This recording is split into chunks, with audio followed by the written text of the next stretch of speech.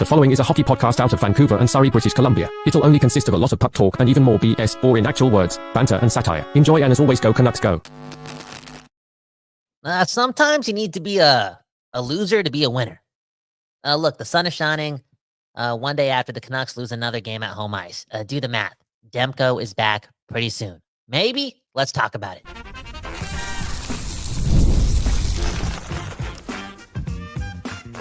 You're Locked On Canucks, your daily podcast on the Vancouver Canucks, part of the Locked On Podcast Network, your team every day. People, we back doing this, and that's talking about your Vancouver Canucks. My name is Kyle Bowen. Okay, one love to the show Locked On Canucks, the show that gives you your Canucks every day. One love to today's sponsor, Indeed, right? The title sponsor of today's episode, still searching for that great candidate for your company. Don't search, just match. Use Indeed. More info in the bio below. One love to the Don't Doze Art Lab for looking after your neighbors.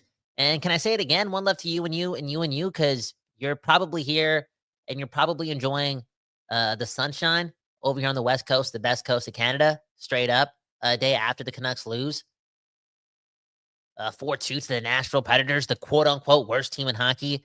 Here we are getting a blessing, and we may have gotten another with some pretty good Thatcher Demko news coming out of the mouth of Darren Dreger. I also must add, I just retweeted a tweet from Brooke Ward, OG from the West Coast, the best coast, and the broadcasting department, and he said he's still kind of hearing bad news, but maybe we'll get to that after my little spiel about Demko and him being, someone who could return in the imminent future. Now, I don't know the dictionary by heart, okay? I don't even know anyone who does so, but I'm pretty sure imminent means pretty damn soon. Maybe next week, maybe in 2 weeks. Thatcher Demko returns. And obviously, that is so important.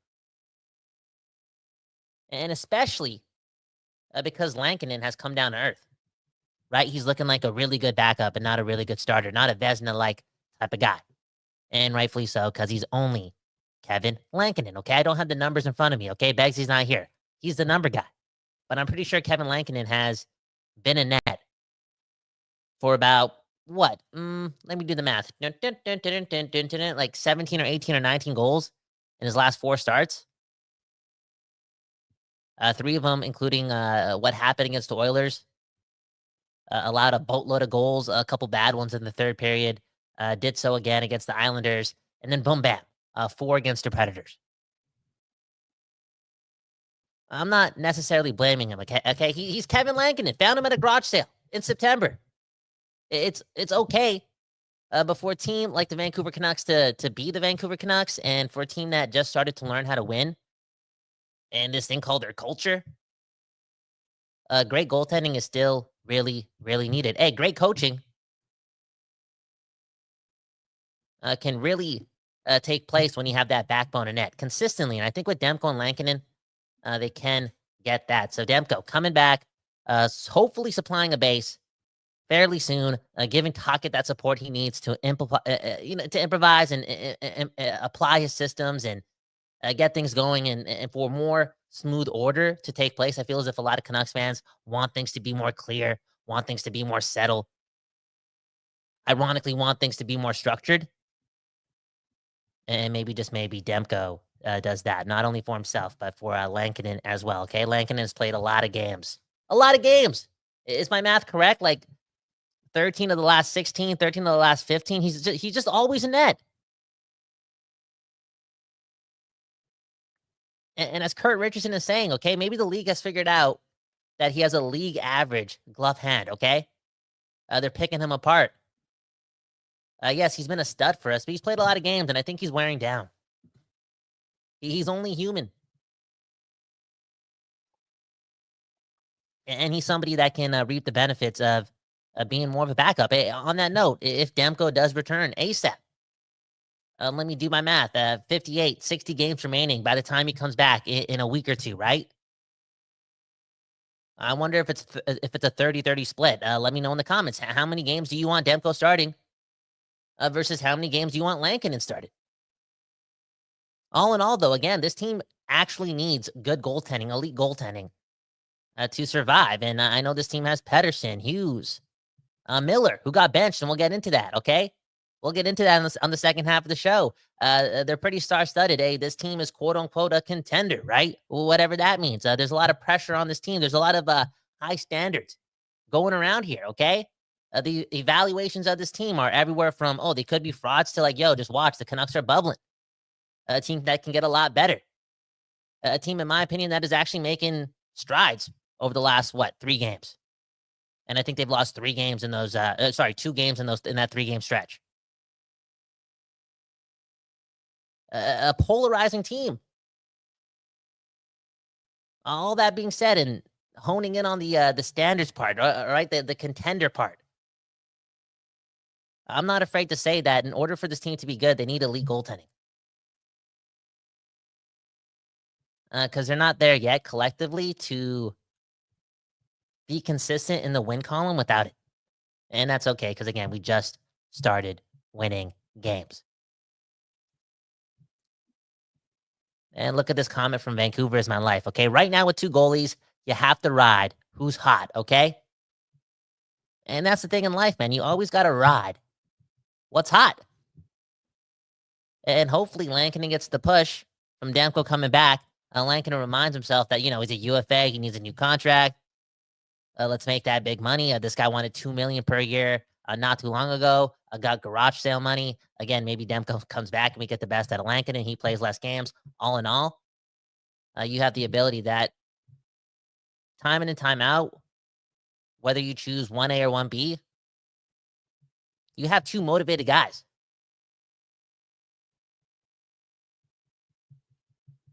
Demko, is he not one of the most polarizing athletes in hockey right now? So much is riding on Demko. A former Vezina nominee played his best hockey last season. Thatcher Demko doing the most, been the longest tenured Canuck, gets hurt in game 1. Gets an injury that nobody's ever heard about. Has to wait months and months and months and months and months to get back into action. Loses his spot on Team USA, right? Has to do even more to get that Olympic spot way down the road, right? That 4 Nations Cup spot, it's done. It's done. He's not going to be a part of that core. That must hurt a guy like that, okay? Has to, again, do the most on this runway over the next year and a half to get to the Olympics. Hey, speaking of the next 1 year and a half, new contract up at the end of 2026. A bit of a redemption story in the heart of that guy. And I'm here for it, okay? This guy's so stoic.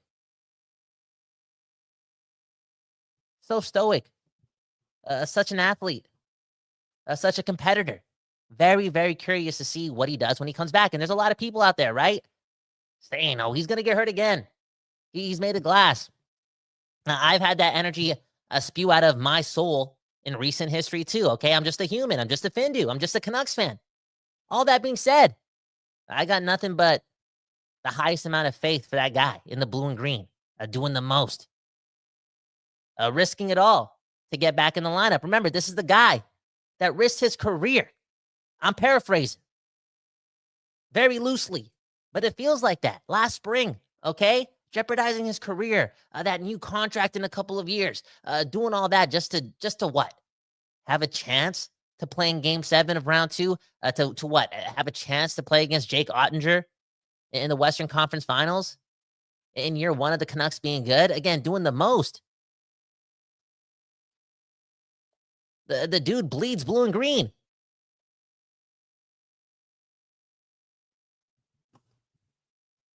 And if you're just joining this, again, Happy Jack saying, I just got back in from work. What's the word on Demko? Is he back? Darren Drager saying it's imminent. I think he used the word days. Who knows? Maybe he plays in Boston next week.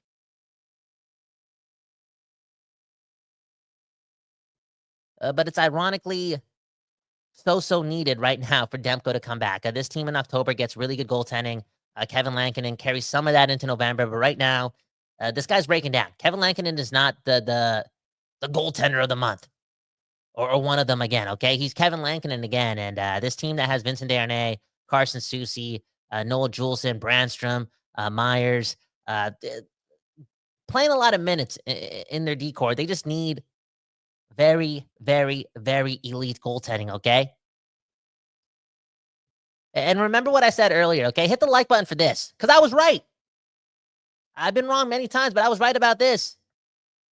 Even though I have high belief in Adam Foote and Rick Tocchet, okay? Even though I told myself, oh, maybe there's a chance that Vincent Desharnais can be better than Darnell Nurse and turn into something. Who knows? Who knows? Maybe Soucy is the number 3 defenseman. Hey, maybe Myers will be the Myers of last year.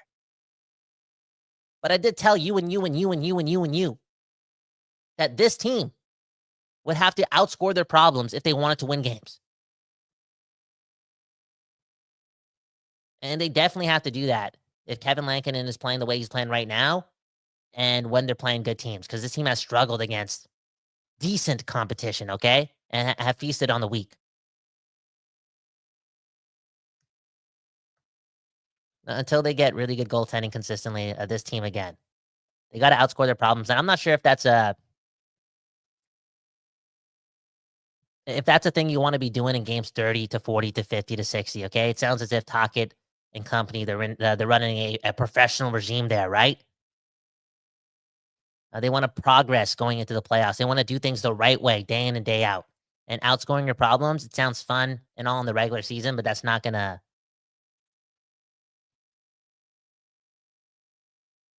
be easy to do in the playoffs when things get super, super tight. They got to be better. Hey, speaking of which, let's talk more about that on the second half. Demko coming back maybe soon. Oh, the Brooke Ward tweet. I forgot to mention that. I just retweeted something from Brooke Ward. He's hearing that it's not that positive, okay? Maybe Darren Drager is talking some BS or saying the wrong things. But Brooke Ward, pouring over some pessimism over this Demko thing. And what's the exact tweet saying? Can we read the exact tweet? I don't know if Brooke Ward is an insider, okay? He's hearing that things on the Demko injury front still don't look good. So stay tuned. We shall see. So who knows? Okay, look at Kurt Richardson again. Okay, nobody knows when Demko's back. We need a dictionary. Unreal. All in all, I just wish him the best, man. It's been a while. It's getting old for me talking about Demko's injury. You best believe it's doing the same for him. And I feel as if this guy works his ass off. We know that he's one of the core members of this team. He establishes that work ethic needed in championship organizations. His will for this team, his dedication to this team, right? Putting it on the line for this team in the moment. And I want nothing for Demko to come back and never get injured again. Anywho, let's shout out our partners over at Indeed and PrizePicks. And then talk about Rick Tocchet, okay? The alpha, the main guy in the room, he's back. He's not all about talk, okay? He's walking the talk.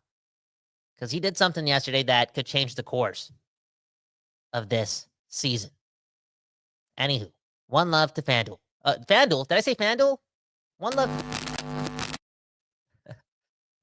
Okay, shout out to Indeed, one of the sponsors of the show today, doing its thing, employing the world.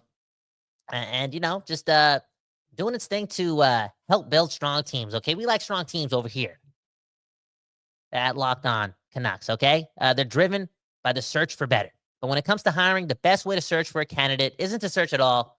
It's to actually match and do so with Indeed, okay? If you need to hire, you need Indeed. Indeed is your matching and hiring platform with over 350 globally monthly users. That's a lot of people. People trust Indeed. And according to Indeed data, a matching engine that helps you find a quality candidate fast, this is the place you want to be, again, to find that candidate. Okay, ditch the busy work. Use Indeed for scheduling, screening, and messaging when you're in the hiring process, and connect with strong candidates faster. And Indeed doesn't just help you hire faster, 93%. That's a damn good save percentage, okay? 93% of employees agree that Indeed delivers the highest quality matches compared to other job sites, according to recent Indeed surveys, okay? That's a beautiful thing. It really is. More info on Indeed in the link in the bio below. Use Indeed, match with the candidates, and just build that strong team. Now let's move on over and talk to our friends at PrizePicks. PrizePicks, man. I don't know if I should be saying this, but I'm pretty sure Trevor Beggs gets his daughter to make his picks.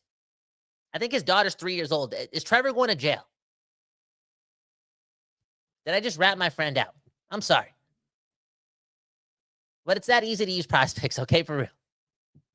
It's the best place to get real money quick via sports action, okay? With over 10 million members and billions of dollars of award winnings, PrizePicks has made daily fantasy sports accessible to all. You just pick more or less of at least 2 players for a shot to win up to 100 times your cash. That's 100 times your cash, okay? Run your game all season long with PrizePicks. And this is special too, right? Some of your favorite people. Joe Budden? You like Joe Budden? How about Drewski? Drewski's one of the funniest people in the world. MMA champions like Sean O'Malley. They use PrizePicks as well. And you can tag along with their picks via community plays, okay? It even makes it easier for you to get into the action and possibly make some money. PrizePicks puts its members first, so all withdrawals are fast, safe, and secure. That's important, okay? When my picks hit or your picks hit, you can get your money as quick as 15 minutes, okay? Sign up for PrizePicks today and instantly get $50 when you place a $5 bet, okay? You don't even need to win to get this $50 bonus. It's guaranteed. PrizePicks also offers weekly promotions that can lead to big payouts like Taco Tuesday, man. Who likes tacos? Who likes tacos? Did you guys know tacos is actually a Hindu thing, a Hindu dish? That's what I thought when I was growing up. Anyways, each Tuesday, PrizePicks gives you discounts on select player projections that get up to 25% to provide even more value in your lineup, okay? Anyways, use PrizePicks, do your thing, and download the app today and use Locked On NHL as a code and get $50 instantly after you place your $5 lineup into the system. Go make some money, use some PrizePicks, and have some fun. And let's get back to the show.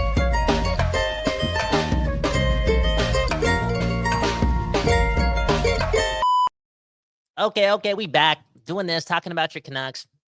One love to you and you and you and you and you and you for doing your thing. Hey, one love to you and you and you and you for being patient. Haven't written a blog in about 10 days. If you knew what's been going on in my life, you would understand why. And a lot of it's personal, but a lot of it, let me check the data. A lot of it's procrastination. I'm just a human. Anyways, hit the links in the bio below. Well, let's talk about Tocchet. Let's talk about the Vancouver Canucks being back. On Thursday of last week, post Islanders defeat, we demanded that Rick Tocchet man the F up. For real. I wanted to see a hard Rick Tocchet in my life again. That's what I was dreaming about before going to bed. A hard Rick Tocchet. And what did I get? A hard Rick Tocchet. This dude benches JT Miller in the third period against the Nashville Predators when the team is down by 2 goals. This team decides to not bench Susie or Myers, and they play Aturatu way more than JT Miller. And again, a third period that would have been nice to have at home ice. And this is a couple days after Rick Tocchet told the media a couple things, right? He told the media that he's been soft and he needs to get hard again. He also told the media that, people pay a lot of money to go to Canucks games. Hundreds and hundreds and hundreds of dollars, right? This is not right. We better get our home record up. But here he is in the third period, benching JT Miller. And it's the right move. And I know I see people complaining about the fact that Pettersson didn't get that treatment, right? When Pettersson was so bad, if not way worse than Miller is right now over this small stretch of hockey for JT Miller. Maybe it's an American thing, right? Maybe a lot of Canucks fans are Americans. Who knows? Or maybe it's just the obvious, right? Because Pettersson was so bad, and you got to be fair with your team. Why are you doing this to Miller, not to Pettersson? Look, they're 2 different people. And Tocchet understands that he can do this with JT Miller and get away with it, okay? Miller's not going to He's not going to soak in the past. He's not going to dwell on it. It's JT Miller. He's a man. He's a father. Kind of reminds me of my dad. And me and JT Miller are the same age. Do the math. Again, he can handle it. I don't think Pettersson could have, because things were bad for him. And things were, quote unquote, and I'm paraphrasing, more mental than not. It wouldn't have been the move. This is the dude that just deleted social media a couple days ago. You know what I'm saying? And look at his play. Through the roof, Pettersson's back.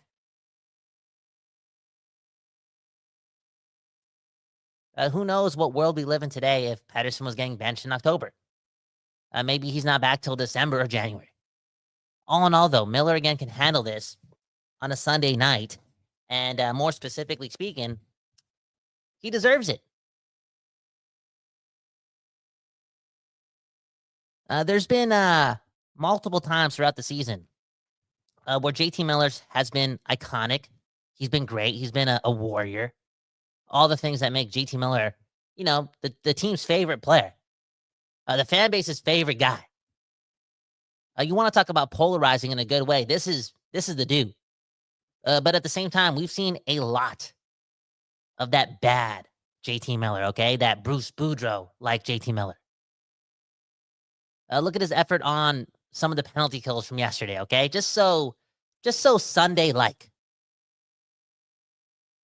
And overall, just not good enough. Especially when you're playing alongside Jonathan Lekramaki, right? You want to be the example. There's no excuses for JT Miller to take this big of a step backwards in his effort level and his defensive awareness. Just not good enough. And it makes you think this dude should have been playing more preseason games just to get ahead of it. But here we are, right? Living in the moment. He's just not good enough. And Tocchet sending a message ASAP after saying he doesn't want to be soft anymore. And this was the right move. And correct me if I'm wrong. I feel as if during the second period of a game last season, it might have been against Nashville too, Miller got benched. And it worked. And it sets the tone for everyone else on the team. This is not good enough. Tocchet, man, living up to his word. And this team needs Tocchet to be the alpha. He needs to be the shot caller. It's not going to be Quinn Hughes. It's not going to be JT Miller or Pettersson, obviously. I'll say that again. I'll emphasize it again. They need Rick Tocchet to be the shot caller, to be the man in that room. This team, 14, 15 months into actually being good, to actually having expectations, if it's a different set of aura or a different set of energy in that room, right? A different set of expectations. And there's one guy in that dressing room every day that is able to handle that and has proven that in his NHL career via him being a player and an assistant coach with the Pittsburgh Penguins. It's Rick Tocchet, the guy with a lot of championship pedigree. He clearly knows how to get it done. And he might want at times to be that guy, a player's coach, and let his players dictate things. But bro, Rick Tocchet, that cannot be the case this season with this organization. Maybe next year. Maybe after another year of being good. Then you can give more responsibility to the players. But right now, I just feel as if he needs to be more assertive and lay the boom, lay the hammer. All that being said, though, look at this comment from Rick Elston Gunn, okay? Tocchet shot calling is calling this team out of a playoff spot. Dude needs to chill and stop overcoaching, in my opinion. Does this have something to do with the line juggling? Right? Maybe. I feel as if he's undercoaching still, though, as well. Like, not being that affirmative on making sure Susie and Myers don't play together this deep into the season is just mind-boggling for somewhat of a hockey nerd. Elson, let us know, though. Describe overcoaching, okay? I don't want to ignore the comment. We've been pretty loud and clear about our boredom / our annoyance towards Rick Tocchet kind of pressing the blender button way too quick. And some of the combinations that he creates, obviously looking at shit being thrown against the wall and not really strategic, which again is boring and annoying. All in all, though, I think he has admittingly so, not brought his A game so far this season. And for him to call himself soft a couple days ago, and then for him to also bench JT Miller in the third period and see the boys in the third period do their best to try to climb out of that hole, it shows that, at least in recent history, as far, and when we're talking about recent history, we're talking about last night's game. It seems like he's pressing the right buttons and the team's responding, And again, calling himself soft and benching JT Miller, like, I'm not going to ignore that. That's being accountable. Again, it's all about the progress, and I still view yesterday as somewhat of a win. And we mentioned this in the first half of the show, like coaches like Rick Tocchet who want to establish their system and their culture. They want to allow some of their hockey nerdisms to be showcased and ultimately work. For all that to happen in smooth succession, they really, really need elite goaltending. It's like the NFL and good coaches being able to be good coaches because they have good quarterbacks. Or if they don't have that, they have a really strong defense. It's one or the other. But in this case, again, I think Rick Tocchett's for us to be a little bit more patient with him. Like we need him to be the alpha, create that aura, create that energy, create that accountability again in that room, because there's been so many cases of that not being the case this season. And it's easier for him to buy the time and patience to implement these new systems or these new ideologies or old ones from last year into this system and to that dressing room when he can have a goaltender that, has a base of like 2 goals against and at most 3 goals against. And in recent history, the Canucks have just been allowing a lot of goals. And yeah, it's Susie, it's Myers, it's whoever the 6th defenseman is at some points, but that's just what it is. And right now, the Canucks need really, really good goaltending to just get out of November, banking on progress being the win out of this month. Like, I don't know how the record's going to look, to be honest. I don't really care too much. I think Trevor alluded to this yesterday as well. Like, our record was 500 in November last year, and look how things ended. Look at the Oilers, how they started last year too. It's more about the progress. Look at that, and take that to the bank. All in all, though, I gotta shut up. I'm just rambling, and I gotta shout out a couple more sponsors before we get to all your comments. Again, Nelson, if you're still watching, let us know what you mean by Tocchet needing to stop shot calling, okay? And we'll touch base on that on the other side. But first, let's give a shout out to a couple more sponsors, okay? And we'll start off with FanDuel. One love to FanDuel, okay? Always just helping us out, buying some Christmas gifts for the family. Hey, maybe you use FanDuel, and a couple parlays hit, and boom, bam. Next thing you know, you're doing your thing.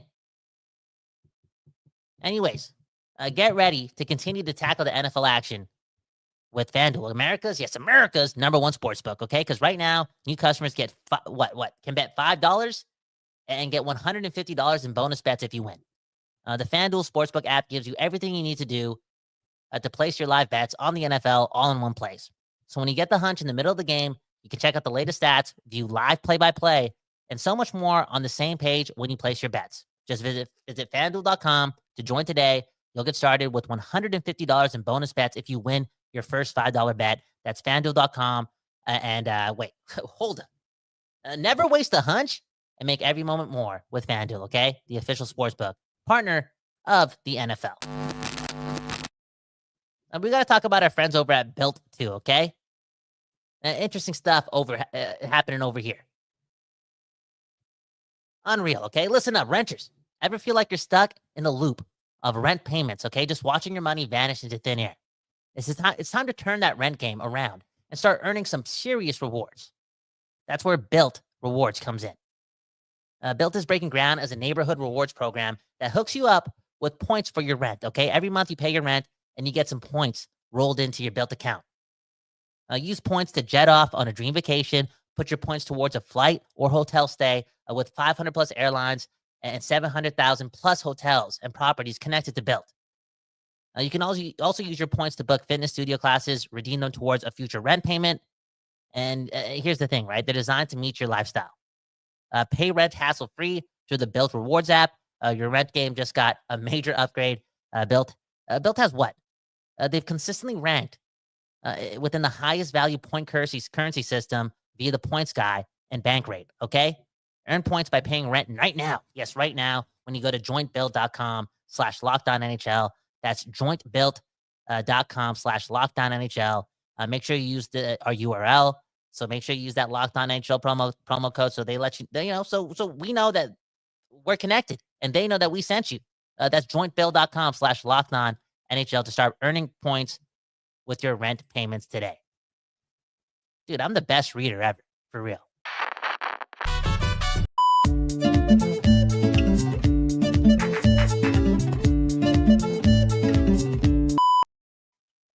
People, we back. Reading your comments over here on Locked On Canucks. We did it. No Trevor Beggs. Kyle Bowen reading the ads. Dude, I'm writing a children's book right now. I'm writing my second children's book. How am I supposed to read to the kids when I'm reading like that? Hey, it's all about practice. Again, it's all about the progress. And I'll get better tomorrow, okay? That's how you win. You try your best today and you get better tomorrow. Rinse and repeat, and thank Kyle Bowen.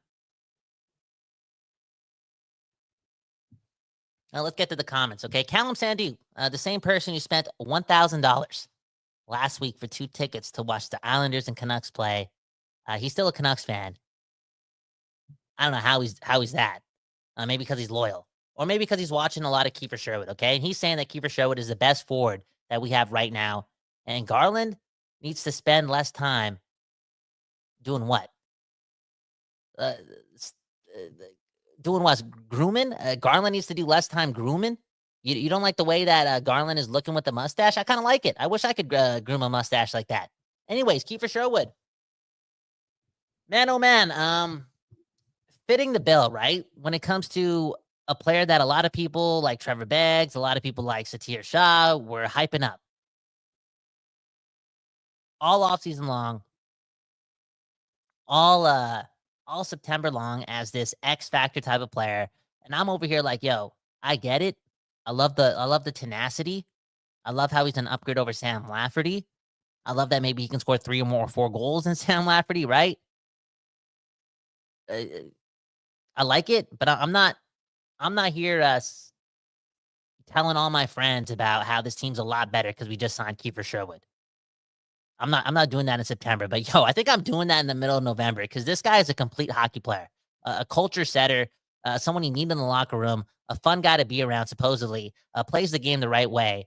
And he has goals after goals after goals after goals this season. He's doing his thing. And I've said it, man, a couple of his goals this season have been beautiful, have been so skill-driven, have been heavy. And this is on top of him again, leading the NHL in hits.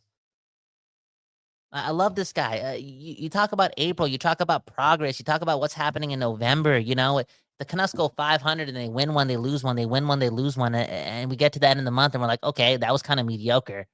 When it comes to April, we're going to look back and be like, dude, Kiefer Sherwood established himself as a really, really important NHLer. Like, it wasn't a fluke last year, right? He's arrived. We got to take November from that, and we got to also take we got to take that from November, but we also got to take the whole Pettersson thing too. Like, it's okay. The ceiling, I feel as if, has been raised based on what Kiefer Sherwood has given us at all levels of the ice. And I'll say this too, man. Like, I didn't know he was going to work out with Pettersson, and again, who knows what's going to happen? We've seen talk to press the blender, and in April. Do we really want to see Kiefer Sherwood play with Elias Pettersson? I don't know. But for him to give some really solid value during this audition, this 2-game audition, replacing Connor Garland to an extent on Pettersson's wing and doing so in his own way, it's a beautiful thing. And he's a dog, man. He's turning into one of my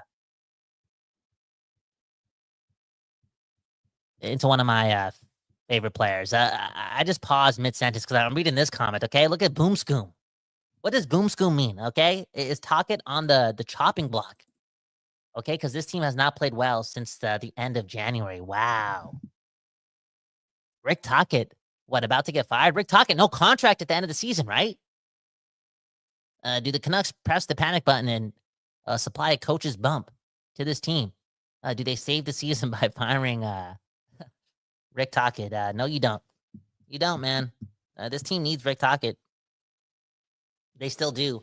I'm not going to go out and say he's like the best coach ever. He has a lot of things to progress on. And I feel as if during his coaching lifetime, his head coaching lifetime, he's gone through a lot of downs, very few ups, right? Arizona, Tampa Bay, etc. But I think he's landed in the perfect landing spot with an ability to set a culture and be around star players and good goaltending to help him, not only look good, but buy some time to soak in his ideologies to this team. Right? Like this is the time for Rick Tocchet, the hockey nerd, the guy who's played with everyone, the guy who's been the perfect teammate for everyone, the guy who's been an assistant coach on a Stanley Cup winning team. This is his time to find his footing, and he's the right guy for it. I truly do believe that. But as we alluded to, 10 minutes ago and on Thursday and Friday, it's his time right now not to be the nice guy. And maybe he was a nice guy in January. He didn't want to be that hard ass the whole season on, right?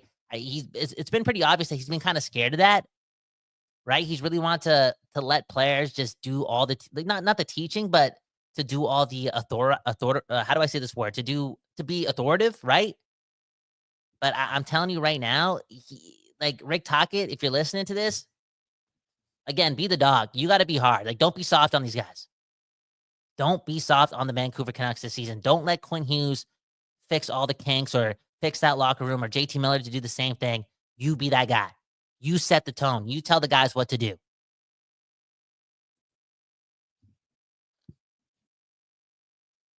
Now look at this comment from Lloyd, okay? Last season, JT Miller, or since late last season, JT Miller has been a rock star. Personally, I don't believe you bench rock stars. You give the coach a night off. What? I don't know if I'm reading that right. Anyways, I don't mind benching superstars. Again, look at JT Miller on the penalty kill yesterday. This guy did not seem like he was trying or just making the bad reads and just not moving his feet, right? It seemed as if this guy was being way too braggadocious out there. And again, not moving his feet. But if you're gonna bench JT Miller, I think if things don't change, the next thing you gotta do is healthy scratch Tyler Myers or Carson Soucy. Like, that's the move. That's the move. When if the Canucks are still struggling and look like ass on defense, and those two specifically just continue to suck, like be the worst pairing in all of hockey, you either split them up or put one of them in the press box. Okay, let them eat popcorn.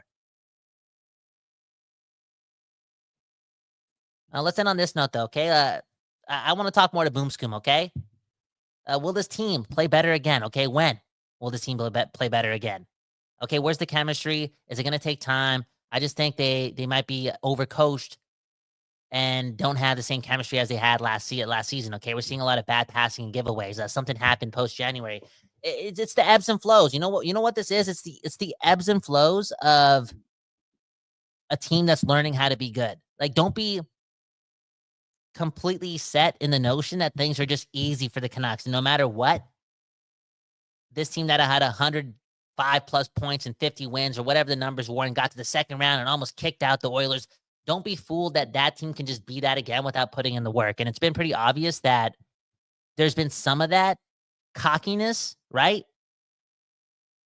To start off the season, I think a little bit too much of that group in that room have been a little too comfortable. Maybe JT Miller's a part of this boat too. And they just need some straightening out. And remember, people, it is so much better to face adversity early on and not in April and May. So who cares? Like, look at the progress. Guys. It's all good. Last year, post-January, Pettersson sucked. Right now, we're 9-4-3, and Pettersson is warming the F up. Pettersson has the way I'm seeing things, like, Pettersson hasn't looked this good since, like, he played Ottawa and et cetera in, like, what, last December? Like, it's been a very long time, 11 months. I will take a 500 record and some inconsistencies as a team in November that has, like, 9 new players on this team, right? Including a whole bunch of AHL players. I will take that as long as Pettersson is back.